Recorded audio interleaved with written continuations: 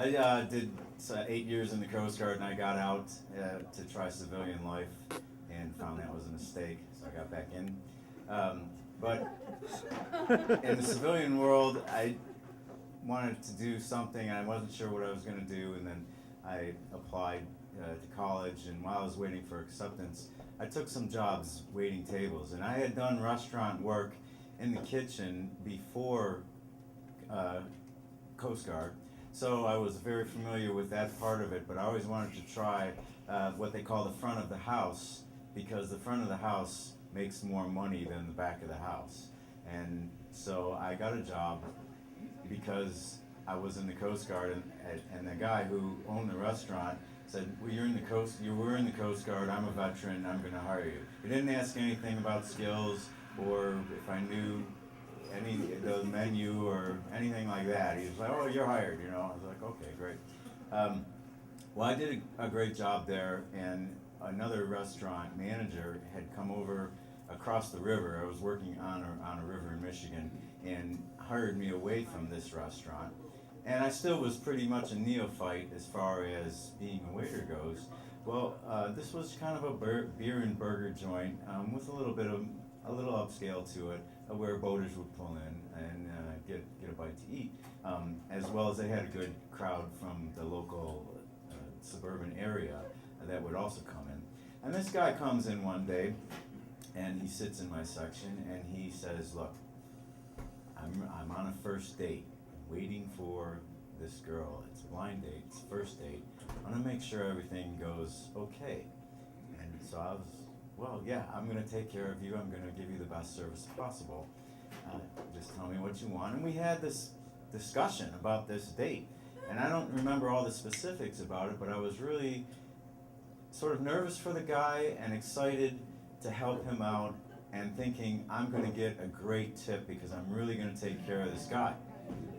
So I take care of him, and to take care of one, focus your efforts on one table means less focus on the other tables that you have, and it's a risk that the servers will weigh out, depending on where they smell the money coming from, right? And I learned this later on. I worked my way up to pretty high in the waiting business.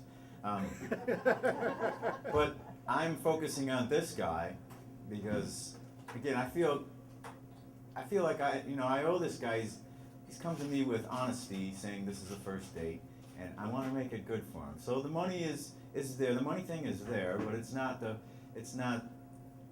prime mover for me. I'm feeling that I'm going to get a good tip. So I take care of him, and my focus is on him, and I kind of not focus on the rest of my tables, figuring I'm going to get the standard 15%, whatever, get a burger, here, pay me, go. And then I'm focusing on this guy because I want him to have a good time. The lady shows up, they have a good time, and he pays, leaves, and so I go over to get my tip, and there's nothing. I open up the book, there's nothing, there's $0, no cash, no signed credit card slip, nothing. And so now my blood is a little boiling because I've lost some money from other tables that I didn't focus on to focus on him, and he hasn't tipped me at all. So I'm like, what am I going to do? And so he's still outside. So I do the thing that you're not supposed to do ever, right? I go outside, and he's in the parking lot with the girl, and I just said, I don't know, his name was John or something like that, and I said, "John, just wanted to make sure you had good service. Did you have good service? Did you have a good time?" And he goes, "Oh yeah, why?" And this is unusual, right? He's like, "What? This waiter's following me outside. He's embarrassing me now." And I kept saying, "Did you have a good time?" I never asked about the tip or anything. I just wanted to make sure the service was good for you. And so finally, he says yes, and I'm thinking, okay, well, you know what, screw it. He kind of screwed me over, and lesson learned. And so I go back in, and then I continue waiting tables. And the end of the night comes around, and he comes back into the restaurant. And I'm like, oh, all right, how is this going to go?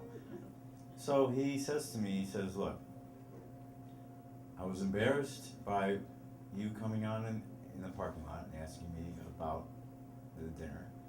I was aware that I didn't tip you. I ran out of cash, and there's no ATM here, and the girl was embarrassed. So now at this point, I'm feeling like a real a-hole, because maybe I ruined his date. And then I don't know how much he spent. It wasn't very much money, but he tipped. Then he just said, "Hey, I came back to give you your tip." Is why he came back. So he tipped me probably 40 to 50% on the bill, and so I really just had to thank him, and then that was it, and he left. So that was kind of karma, and I'm not sure if it was good or bad or indifferent, because I embarrassed him, but I also learned a valuable lesson to never do that and swallow the bad table, because it's going to make the other table is going to make up for it. But I will never forget that story and that lesson as long as I live. Thanks.